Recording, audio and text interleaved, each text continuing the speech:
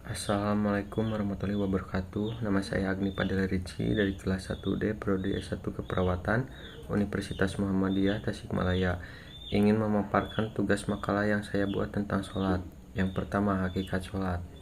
Sholat secara etimologi berarti doa, dan secara terminologi atau istilah para ahli fikih mengartikan secara lahir dan hakiki.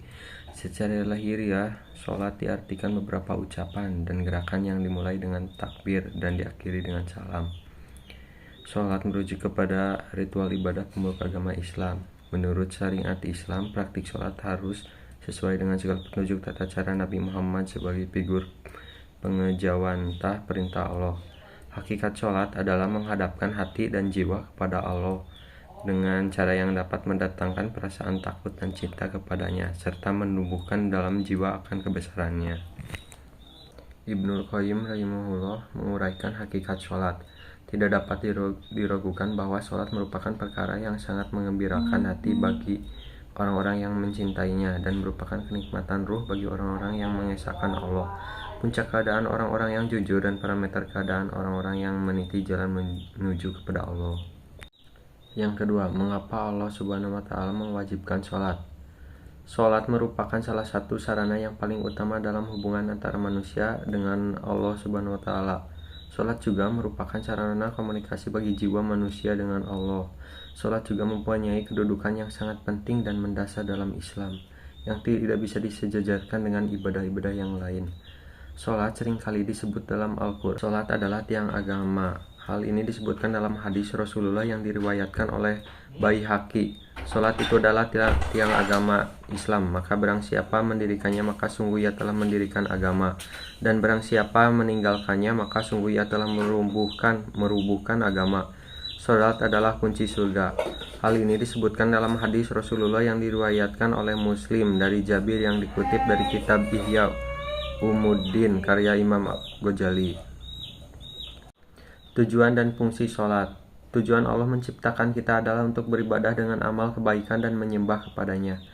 Menyembah di sini berarti beribadah, dan salah satunya adalah sholat. Kita hidup di dunia ini hanya sementara. Dari kehidupan di dunia inilah penentu kehidupan kita selanjutnya, yaitu kehidupan akhirat yang merupakan kehidupan kekal selamanya. Amalan perbuatan kita akan menentukan kita akan masuk surga ataupun neraka, yang menjadi tujuan hidup manusia sesungguhnya. Adapun tujuan sholat yaitu mengingat Allah Subhanahu wa Ta'ala sebagaimana firman Allah dalam surat Al-Imran ayat 41, Taha ayat 14, dan Al-Ahzab ayat 41 untuk mencegah manusia dari perbuatan tercela sebagai kafarat atau atas dosa-dosa yang telah dilakukan. Nabi SAW mengatakan bahwa sholat merupakan kafarat penembus atas dosa-dosa yang telah diperbuat di masa lalu.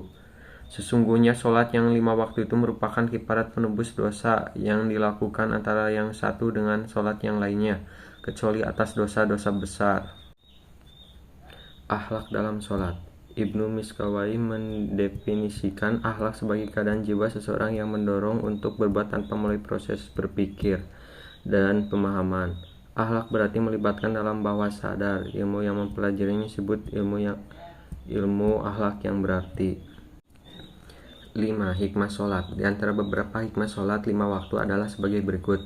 1. Mendidik disiplin dan menghargai waktu. 2. Menjadikan hati tenang karena sholat merupakan hubungan antara seorang hamba dengan Tuhannya. Seorang muslim bisa mendapatkan lezatnya bermunajat dengan Tuhannya ketika sholat, sebab jiwanya menjadi tenang, hatinya tentram, dadanya lapang, keperluannya terpenuhi, dan dengannya seseorang bisa tenang dari kebimbangan dan problematika duniawi.